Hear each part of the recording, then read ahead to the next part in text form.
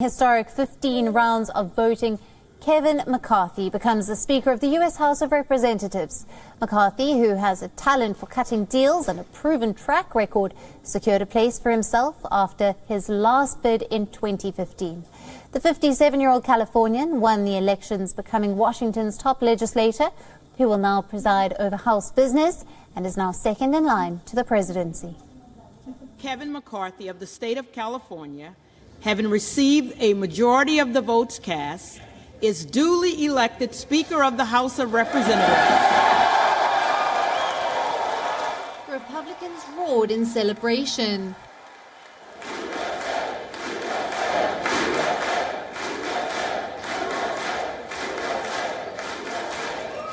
This is the moment when Kevin McCarthy was elected as the U.S. House Speaker in a historic post-midnight 15th ballot. But the victory wasn't easy. There were lots of twists and turns, holdouts from his own ranks. It looked like a never-ending loop. Nominations, voting, and no conclusion. A majority of the votes cast, a speaker has not been elected. A speaker has not been elected. A speaker has not been elected. Not just Republicans, but the world's oldest democracy took a sigh of relief after 4 days of grueling ballots. McCarthy managed to flip more than a dozen conservative holdouts to become supporters, including the chairman of the Chamber's Freedom Caucus.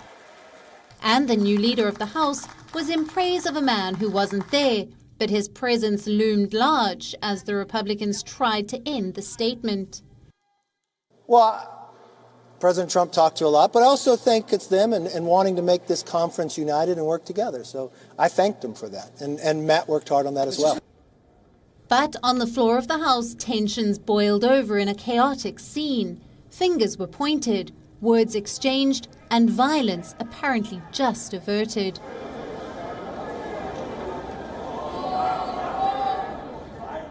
As the clock neared midnight, the lawmakers plunged into a 15th round of voting. In the more brutal fights for the gavel in U.S. history, McCarthy emerges as a weakened speaker, having given away some powers and constantly under threat of being booted by his detractors. It's bad in the way that America looks at the rest of the world. It looks as if this democracy can't govern. You know, at a time when democracy is under stress around the world, not least in Ukraine, here we have a demonstration of the American government, the so-called the greatest democracy in the world, not being able to function. That's not good for anybody. That's not good for Biden. That's not good for the Democrats. That's not good for everybody, for anybody. This week's 14th failed votes marks the highest number of ballots for the speakership since 1859. Remember, these were in the turbulent years before the Civil War. And right now, the battle for America's democracy is far from being over.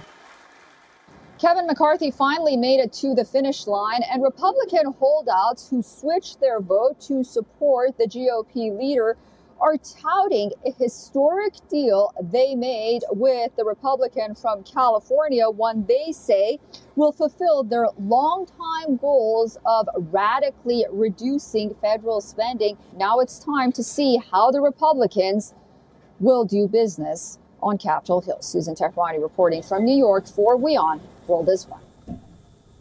Now, for more on this, we were earlier joined by John Christopher Boer, a U.S. political analyst and White House commentator from Washington, D.C. Listen in.